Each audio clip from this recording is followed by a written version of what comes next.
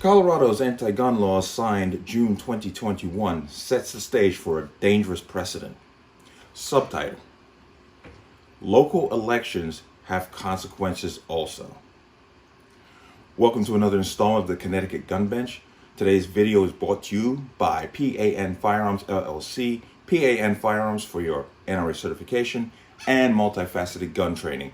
You can contact us at 203-300-6343 or use our website, www.panfirearmsllc.com. As always, there'll be the link in the box below.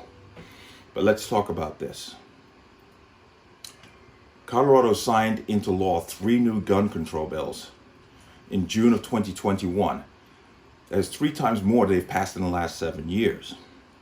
Governor Polis signed 3 of the bills into law, as I said, June 2021. Let's bring up that. There we go.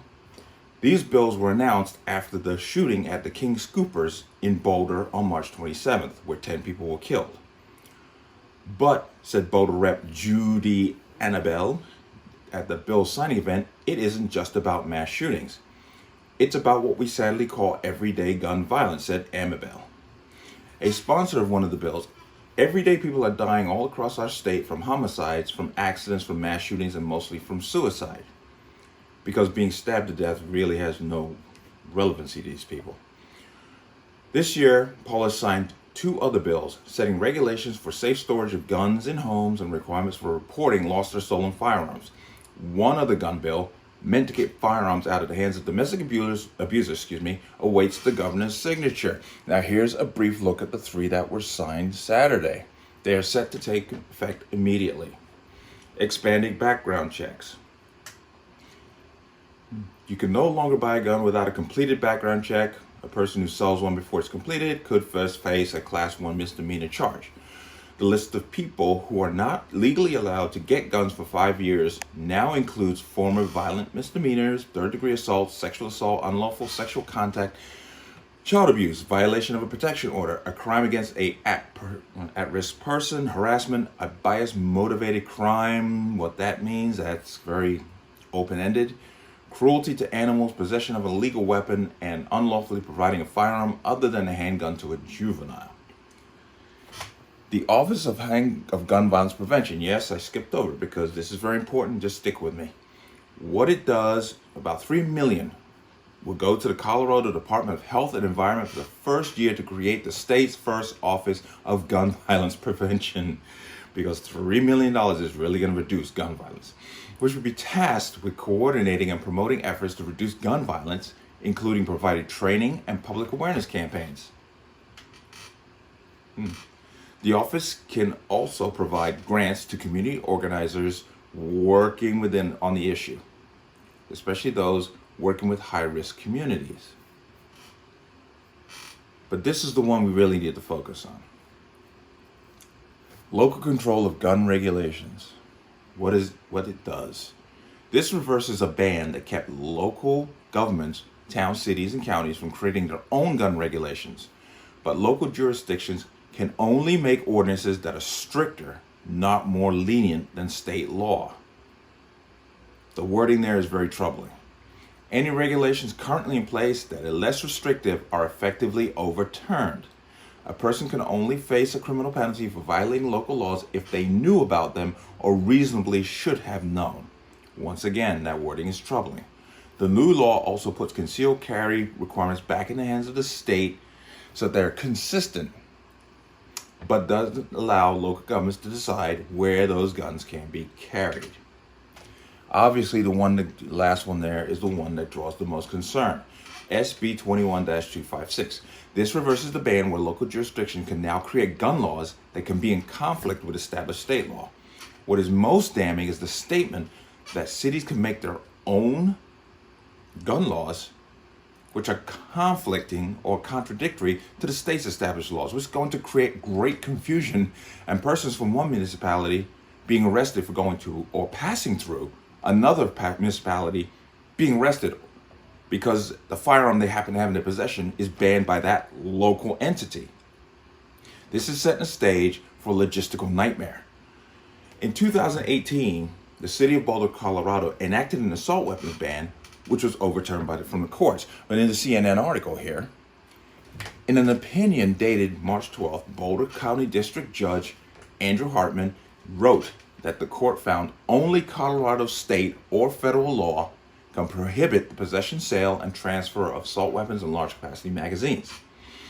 He added that Colorado state law preempts local governments from enacting ordinances that prohibit the possession or sale of firearms, and some provisions of Boulder's two ordinances are invalid. Reading the judge's decision raises a question. The state of Colorado does not have an active assault weapons ban.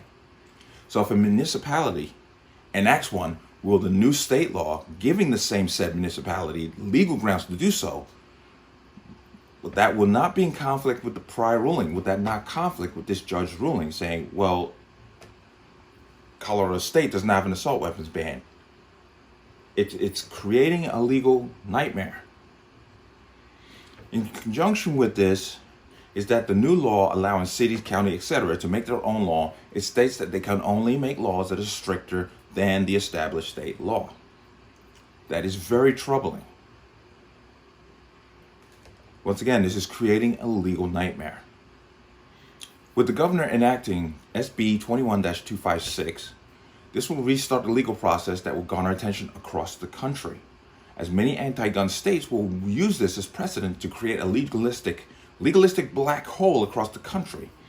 Other states' local jurisdictions have enacted unconstitutional gun bans using the coronavirus and the public health threat to stop the sale of guns and ammunition. Most notably Champaign, Illinois, where, let's pull that up, the mayor of Champaign, Illinois gave herself the power to ban the sale of guns and alcohol after declaring a citywide emergency to address the coronavirus. Once again, somebody's going to have to explain how guns and ammunition is somehow going to lessen the effects of the coronavirus. But hey, these people are supposed to be smarter than everyone else. That's why they get elected. Mayor Deborah Frank Finan signed the executive order on Thursday declaring a state of emergency for the city. That executive order, which is in line with municipal code, comes with extraordinary powers for the mayor to enact over a short period of time as the city combats the spread of the coronavirus. Among the powers Finan gained after signing the executive order was the power to ban the sale of guns, ammunition, alcohol, and gasoline. Finan could also cut off access to individuals' gas, water, or electricity. But once again, how does that stop the coronavirus? The city also has the ability to take possession of private property or order the temporary closing of all bars or liquor stores. Jeff Hamilton, the city's manager, told WAND, the executive order allows the city to be flexible to properly respond to the emergency needs of our community by shutting off their water. None of the options will necessarily be implemented, but are available in order to protect the welfare and safety of our community if needed. Obviously, this is a gross overreach on the individual rights under the Constitution, using the guise of an emergency declaration. We remember Governor Cuomo did the same thing, usually saying that gun violence is now, an emergency declaration on gun violence, which allowed him to circumvent the Constitution and establish law and procedure. To reiterate my opening dialogue, local elections have consequences also. We tend to spend more focus and time on the presidency and the House seats, federal House seats, Senate, House. We're not acknowledging that local elections have consequences. Town council, school board, state reps, governors, all have consequences. And we should put as much energy into those elections as we do the federal elections. Now, my main focus is the fact that Connecticut falls very easily into the anti-gun category. With the 2022 election cycle coming to light, we need to pay attention, real attention, to the candidates running for local offices within town councils. Those of you living within the boundaries of the city of Stratford need to focus your attention on the candidates vying for positions on the town council. What I know and what I have heard from them thus far is the usual political banter, what I like to call the tell me what I want to hear cycle. But once again, do your due diligence in deciding what candidates you're going to support and throw your vote behind. But let me know what you think. As always, you can leave your comments in the comment section below.